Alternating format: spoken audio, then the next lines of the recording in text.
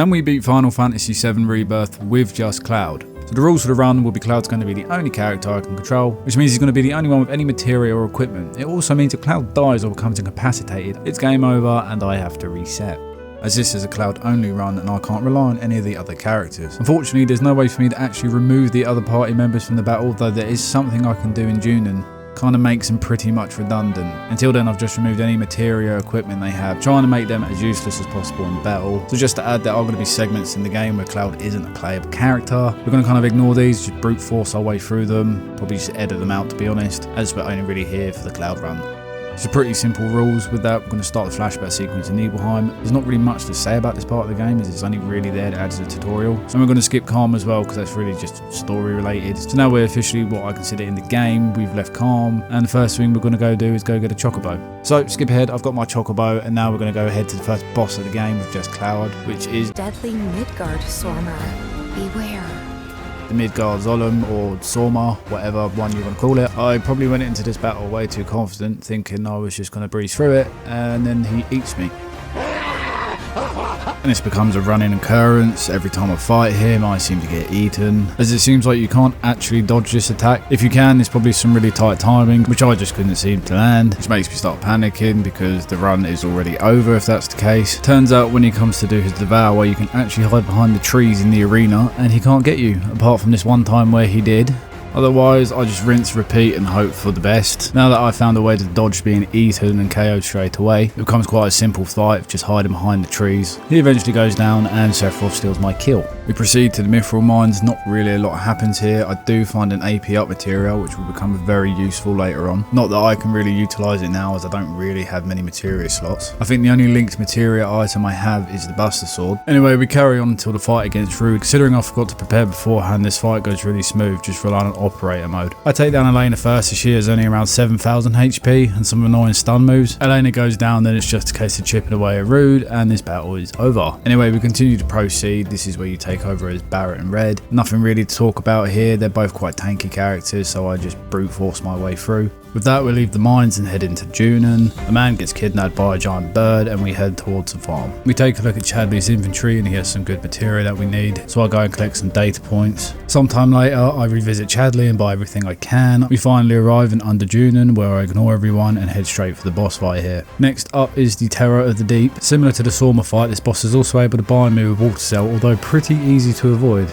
In saying that, I still managed to mess up and get caught. Usually you would change to another party member to free the trap one, but being that I'm only taking control of Cloud, I pretty much accept my fate, waiting to die. But surprisingly, Terror uses Oceanic Tornado on me, which breaks the Water Cell. Not that that matters, as I stupidly fall for another water cell and I don't have enough health to survive this attack. I go into the second attempt being more cautious to avoid the water cell and finish him off with a cross slash. Pretty easy fight all things considered. After defeating the Terror, we have some cutscenes which I skip and I can finally accept the side mission calling all frogs. This is what I was alluding to at the beginning of the video, as completing this side mission quest rewards us with the enfeeblement ring. I need to achieve silver to get 2 rings, which is all I need now, as the other 2 party members will automatically be afflicted with toad status. Although they are still alive, they're pretty much useless now, and this is the closest thing I could do to remove them from the party. Pushing on, we ride a dolphin to make our way into Upper Junon. We change into some disguises and dance for a promotion. We are tasked with finding other members for the dance off, which ends up with me walking into the weirdest scene in the game. And then we dance some more. We take control of Yuffie and throw a star at Rufus, which gets us demoted, and Cloud starts his escape from Junon, which, although he's alone, he is accompanied by 5 members of the dance team. Nothing I can really do about them. I'm just going to skip ahead till we encounter Roche. Not a lot to say about this fight. Roche is the easiest boss we've had so far. He's pretty low HP, sitting around 7,000. I gain some ATB using operator mode and counter him with some fires, which is his weakness, and the battle ends no problem. Roche gives us a speed demon keychain, which though isn't game changing, is still handy, as it slightly replenishes ATB when using a weapon's ability, and being that it's only Cloud fighting, we need as much ATB as possible. We say goodbye to the boys and reunite with the others on board Shim's cruise ship. We are already in chapter 5 and it begins with everyone wanting to play Queen's Blood, which I opt to forfeit from, as rewards aren't worth the effort, and Red ends up winning the tournament anyway, in his perfect disguise. The day ends and everyone heads for a well-earned rest, but it's cut short as the cruise ship is now under attack. Cloud and Co head into battle, and as you can see, Aerith and Red are inflicted with Toad. Now Cloud is truly the only viable character. I go into battle swinging away, killing a first set of enemies without any effort. This is until the second wave appears. I think this is the part of the game where there's a bit of a difficulty spike. 3 experimental jump aboard. I'm not sure of the numbers, but these guys have a lot more HP than most of the general enemies we've encountered. They also have the ability Deafening Screech, which is always followed by self-immolation, which ends up dealing a whopping 3000 damage, which of course I get caught by. The second attempt I play it safely and spam magic till they die. Heading deeper into the ship we come across the allies, not that that makes any difference because they're all frogs, and we fight more necrotic entities. Although these guys don't have a one-shot kill, they're still pretty beefy, even throwing out fire spells. At this point I'm thinking maybe I should have grinded more as I'm struggling on normal enemies, but it's too late as I'm stuck here until I finish the chapter. So I power through, chipping away at the enemies, and this is when I hit a wall. Jenova Emergant. This fight is painful. Not only does it have 3 phases, but Jenova has a massive HP boost compared to the bosses we fought so far. In addition to high HP, she also inflicts poison and has no weaknesses apart from minor resistance to stop. So this just turns into an endurance match. I'm going to speed up the footage on screen while I'm talking about any cuts just to show you how little damage I'm actually inflicting. The first phase isn't too difficult. She only uses 3 attacks. The first, which is Vengeance, which is a tracking laser, pretty easy to dodge. The second is Pestilence, which is a homing orb which does chip damage. And the third is Pestilence Reckoning, which is a mixture of the first 2 attacks, nothing Cloud can't deal with, and with enough damage, which is around 5 to 10% inflicted, Jenova's head becomes targetable, which we destroy for a large stagger boost. We rinse and repeat till we get to phase 2 of this fight, and my first attempt, this is where it goes majorly downhill. Jenova uses even more attacks like Exaltation, where she shoots multiple lasers over the arena. They aren't actually that hard to dodge, though the hitbox of these lasers is larger than you think, and I end up being hit by more of these than I'd like to admit. She also starts using Extermination, which is a sweeping laser. Again, not too difficult to dodge, though I found that sometimes the game just likes to hit you with it anyway. The best method for this phase is to get close and dodge behind her when you see any of her laser attacks coming. Only problem is when you were close to Jenova, she will start using Torment, which grabs Cloud and inflicts a fair bit of damage. It took me far too long to realise that if you dodge to the left side of Jenova, none of these moves hit, and it basically is giving her free damage. And after around 15 minutes of constant dodging and attacking, we were in the third phase of the fight. Jenova is still using all the same attacks as before, but is now a lot more aggressive. This large boss is now freely flinging around the arena, and on top of it summons tentacles everywhere and anywhere, which also inflicts poison. Unsurprisingly, I die in this phase. I'm really under equipped for this fight, and the only way I could increase my material level would be to load a save all the way back just before we enter Junon, but with how close we are to beating her, I know it's just a case of persistence. After a few more losses and eventually she finally dies, we put the world's worst crews behind us and make our maiden call in the Costa del Sol. The party looks at somewhere to rest, and we run into Johnny, who invites us to stay at his hotel. Next day arrives and the party wants to go to the beach for reasons. We have to wear beach clothes, we play some mini games and change outfits. Now the party is kitted out, we make our way down to the beach where we see a familiar face. Looks like Hojo's here in his lab coat, I might add, and this is where we have to fight Grastapod. After the slugfest we endured against Jenova, this boss is a pushover. Having around half the health of Jenova and the weakness to lightning, this boss doesn't take much to go down. It does have the ability where it traps and removes each party member one by one, but it isn't anything to actually worry about, as it's more of a cutscene for Yuffie to save you with. After that, Cloud continues to beat the living shit out of it with a parasol, and the fight is over. We regroup with a beaten Johnny, and Yuffie joins the team to join the other party members to watch Cloud beat all the bosses. We enter the coral region and luckily get access to a chocobo straight away. We also have the option to travel back to Junon to finish any unfinished business, so I head back to Junon and get the elemental material. Otherwise we run straight through coral to the mountain path up the ascent, and then we are greeted by the next boss. Another robot and another easy battle. All but one of this boss's attacks uses fire, and now that I have the elemental material, although still only level 1, cuts all of the damage in half when paired with any fire material. Valkyrie is also weak to wind, so I partner enemy skill with HP absorb material and spam sonic boom, which is doing around 1000 damage each hit.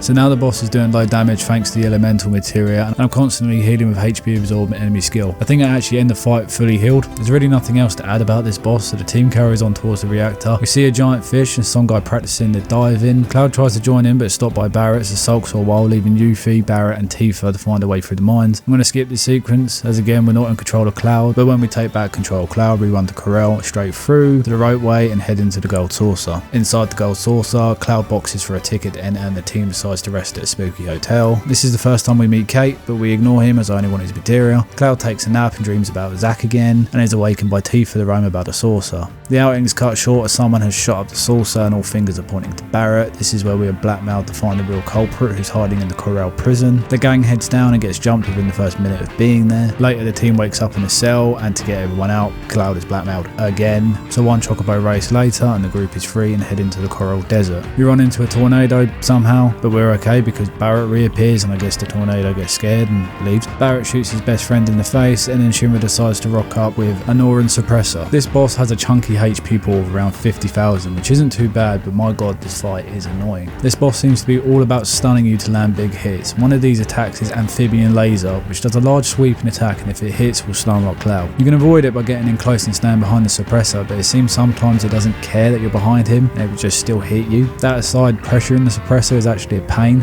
When inflicting enough damage, the suppressor will flip over, which will give you a small window to attack, but then it will just randomly flip up and cause damage to you and go flying across the arena.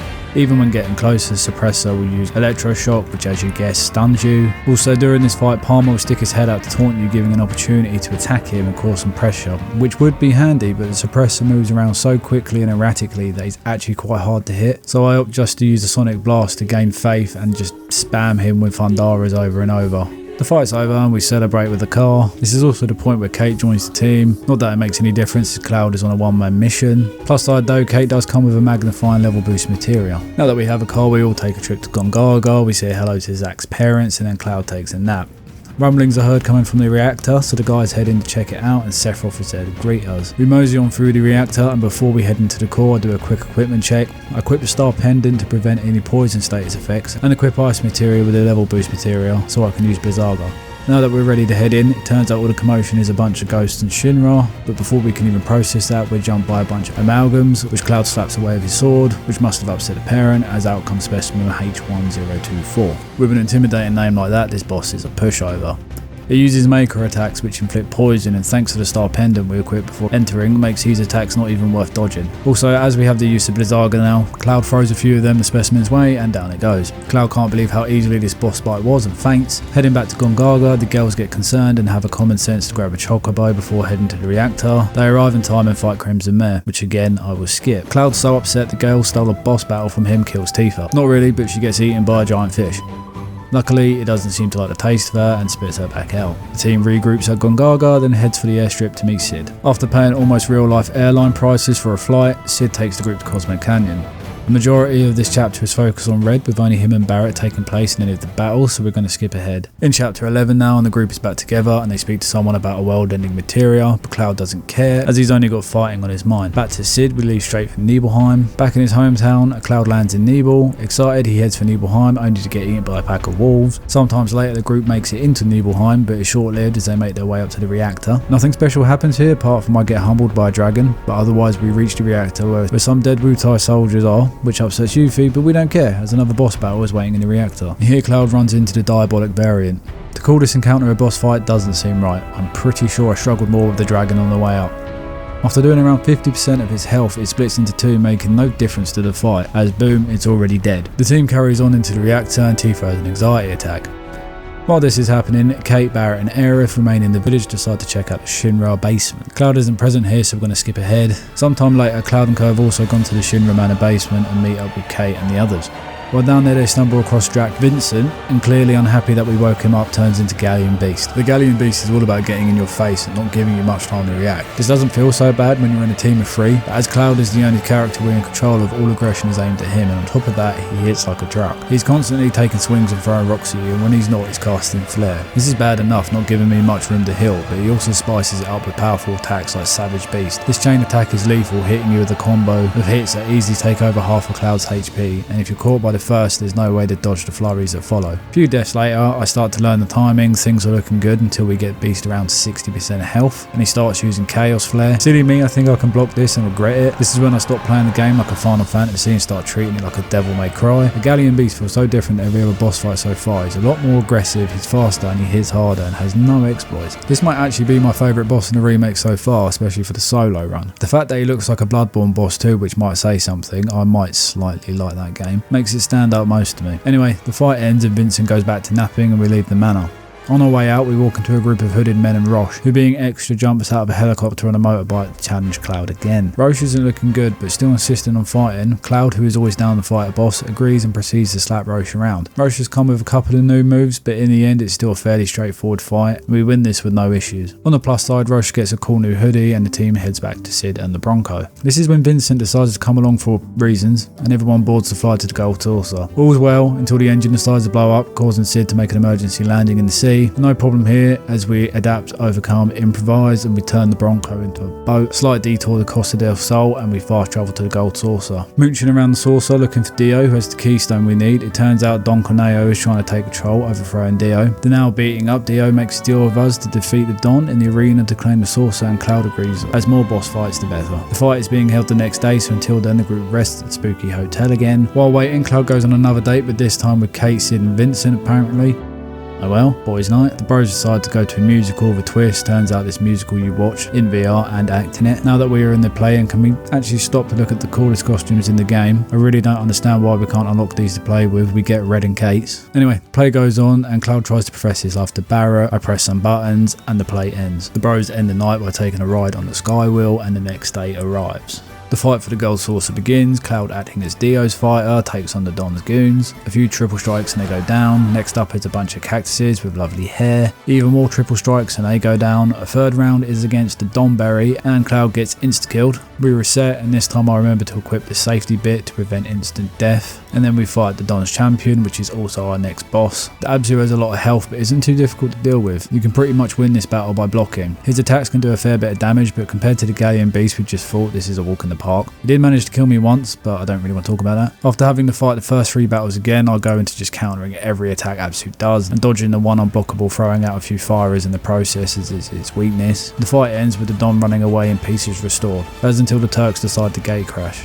Turns out Rude and Elena hold a bit of a grudge after the last fight, and the same as before, they get humbled. There's not much of a difference between this fight and the first we had with them, apart from the high HP pools. Same as we did before, we deal with Elena. They do have a few hard hitting attacks and both of them are in the fight, but once you remove one from the equation, it's pretty much an auto win. With Rude and Elena defeated again, Rufus decides if you want something done right, do it yourself, and done right he does. Rufus can be an annoying fight to say the least. He's got a plethora of attacks, moves around quickly, and will counter you every time you try to hit him. The only way to deal with Rufus is to attack him when he reloads his gun. For some reason I just couldn't figure out this pattern. Every time I thought he was going to reload, he would think fuck you and either counter me or attack. Now I know if you hit him with a braver during his reload, it can stagger him straight away. Turns out I couldn't. Things only get worse as the fight goes on and you drop his HP lower as Darkstar jumps in the fight alongside Rufus. Needless to say, I keep making the same mistakes and take a loss.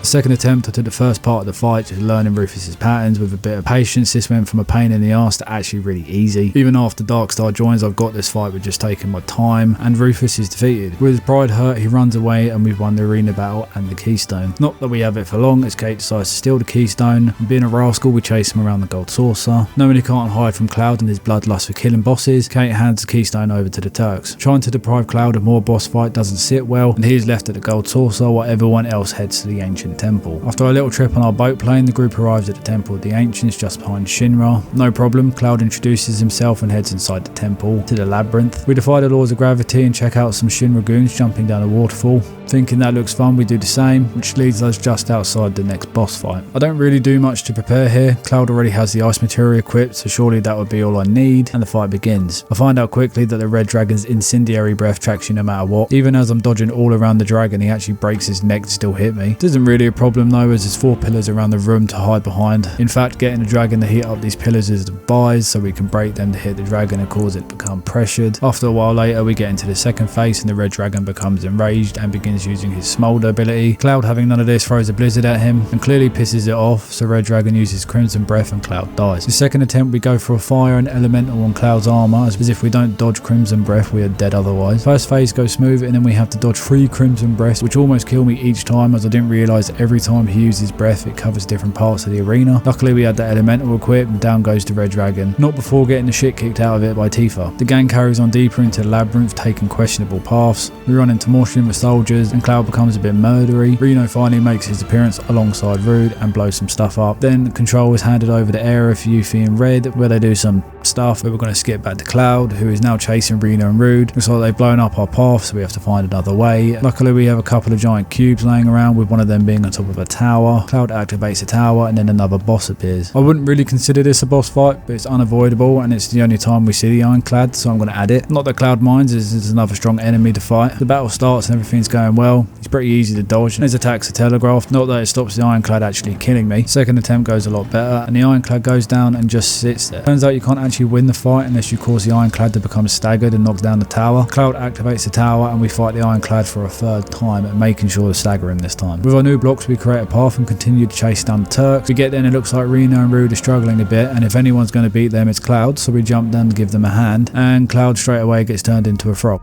Cloud helps finish off the fiends and a new friendship comes to an end. I start off focusing on Reno as he has less HP out of the two, and as we know the fight with the Turks becomes a walk in the park once one of them is down. This is easier said than done. Unlike Elena, Rude is actually quite tricky. He dodges most of your attacks and has a lot of stun abilities. On top of this, when you try to interrupt Reno, Rude will chase you down like an obsessive stalker. We chip away at Reno and then go into the second phase of the fight, which is when Cloud gets stun locked multiple times in a row and he's KO'd. This happens to me again on my second attempt, but luckily Cloud has his limit break and it saves us. Reno finally goes down, which now leaves Rude, who is a cakewalk. Now he's alone. Cloud uses 2 bravers to break through his armor, and then we corner Rude and beat the living shit out of him, keeping him constantly stun locked the whole time. While all this is happening, Aerith's team is fighting Seng and Elena down below, which gets interrupted by the others falling through the floor. Cloud, seeing that another boss fight was stolen for him, gets murdery again. Luckily Tifa diffuses the situation and everyone heads further into the labyrinth. The team all live out their nightmares, and then we fight a giant turtle, watch a ghost fight, and then followed by another giant turtle, and finally the demon gate. Rebirth's equivalent to Hell House, and like Hell House is more difficult than expected. First off, the demon gate has an attack called Crushing Grip, which grabs you dealing massive damage, and it seems to grab you wherever you are. Anyway, after chipping away its health, we end up with 2 demon gates, and the area gradually gets smaller, which makes dodging difficult to the point I'm continuously being bombarded by attacks, unable to even block as I'm constantly being stunned, and Cloud dies. The next attempt, I equip the Sleek Saber for more ATB charges and the Empowerment Materia for bravery. I make sure I steer clear of the Crushing Grip and the second wall appears. I continue spamming Braver with Cloud and that dies too. Cloud, enraged that there's no one strong enough to face him, takes on a solid wall this time and wins, opening up the area with the black materia in. A lot of stuff happens here but no boss fights, so we skip ahead to the group following Aerith through the forest of the Forgotten Capital.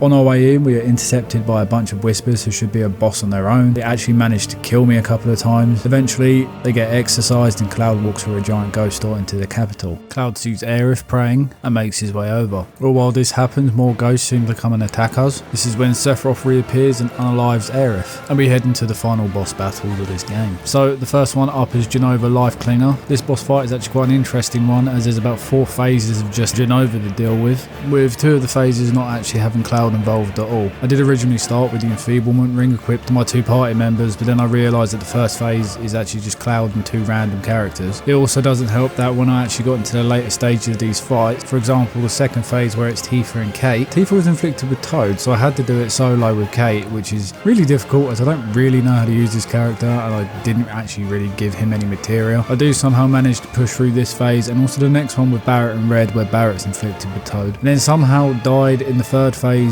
when I'm actually in control of Cloud and Yuffie. So I decided to take off the Enfeeblement Rings because I actually need these characters, otherwise I can't actually make it through these stages. I'm also going to have to reuse the party members on their own again after the Jenova fight, as we have some separate sequences with the Sephiroth one, but I will get to that when we get there. So although I've had to use the other party members, at any point when Cloud is in the fight they will be unused. It's just unfortunately you need them to be able to do some damage as well to carry on through the fight. But I'm not going to go into all the minor details of this boss battle because I could actually make a whole video separately on this, being that there's like something like 7 stages I think of this fight, probably more than that to be honest. I'm just going to keep it simple, starting with the first phase. You start with Cloud and 2 randomly select party members. That doesn't matter as we're only using Cloud. I died in this first phase quite a few times. Jenova has quite a few moves, but I think the most annoying part about it is every so often she'll make a barrier which you can only really damage with magic, and Cloud has a really low magic stat, so I'm not doing much damage to it, and if you don't destroy it in time, she attacks with this game's version of Water Breath. Luckily though it doesn't really do a lot of damage, so that's not the issue here. Apart from that, she has all the same attacks that she had when we fought her on the cruise ship, but this isn't anything new, and down goes the first phase. And this is when we move into the second and third stage, with the second being Kate and Tifa, and the third being Barret and Red, which are both attacking the wings, and followed by Yuffie and Cloud, which are attacking the head. Somehow I actually end up dying in this phase, even though Cloud is my most powerful character. I don't really understand how. So another full restart, I fight my way to this point again. This time we make sure we destroy the head without dying. This is followed by a cool little scene of the characters attacking Jenova. We continue fighting the whole of Jenova, then we finish her off Septhiroth and move on to the next stage. We choose to ignore Zack entirely and just fight Septhiroth with Cloud. He's actually really easy if you just use Punisher mode and counter all of his attacks. Down goes this version of Septhiroth. Out comes Septhiroth Reborn. We run straight to his ballsack and beat the shit out of that. He moves over to a platform where we just continuously beat his body till he dies. After that, that's when control is handed over to the other party members to fight Septhiroth in the other dimension. That is followed by a sequence of Zack doing the same thing, and then lastly back to the other characters so they can destroy Sephiroth's core. And now to the final battle of the game, where it is just Cloud versus Sephiroth. Aerith does appear, but she ends up dying midway through the fight anyway. This fight isn't actually that difficult. I remember the first time I played Rebirth and I got to this boss battle, he killed me multiple times, but like every other boss so far, it's just been about patterns. Sephiroth has a few nasty attacks, probably the most notable being Heartless Angel, which reduces your HP down to 1. It's not an issue if you don't panic, you have plenty of time to heal afterwards. Just make sure you've always got ATB ready. Ox/Prime's quite a nasty one, but I'm pretty sure you can counter it in Punisher mode. The only part of this fight that you have to make sure you're prepared for is when you see him start to use the End Is Nigh, which gives you a countdown to finish off Sephiroth, and if you don't do enough damage it will kill you. Knowing this, I've saved my limit for the whole fight, and I've also got 2 ATB, so I hit him with a cross slash and then finish him off with Infinity's End. And that is Sephiroth defeated with just Cloud. So to answer my question if we can complete Final Fantasy Rebirth with just Cloud, the answer is yes, but kind of. Unfortunately, this game puts you in positions where you have to play as other characters for certain points of the game, so there's a few bosses I can't actually fight with Cloud. I don't know, maybe when this game eventually comes to PC there'll probably be mods that will allow me to do this, but otherwise this is closest I could get to just playing as Cloud, and it's actually been really fun. Fighting all the bosses solo with just one character is quite interesting. Whether this is doable on hard mode as well is yet to be seen. I might attempt it one day, I don't know. Might be interesting to try it but with a different character. Otherwise, yeah, that is it, to be honest. If I was to give this a difficulty rating, I'd probably give it about a 3. Although there were some annoying battles in the game, there's nothing that I got stuck on or found was too difficult. I literally barely leveled at all, I just ran straight through the game and did it. Otherwise, yeah, that is it. If you've enjoyed the video, don't forget to like and subscribe. If you've got any ideas for fun challenge runs, be it Final Fantasy 7, Resident Evil, Souls games, don't know, let me know. I quite enjoy making these videos, they're quite fun to actually do, and yeah, I don't know how to end these, so bye.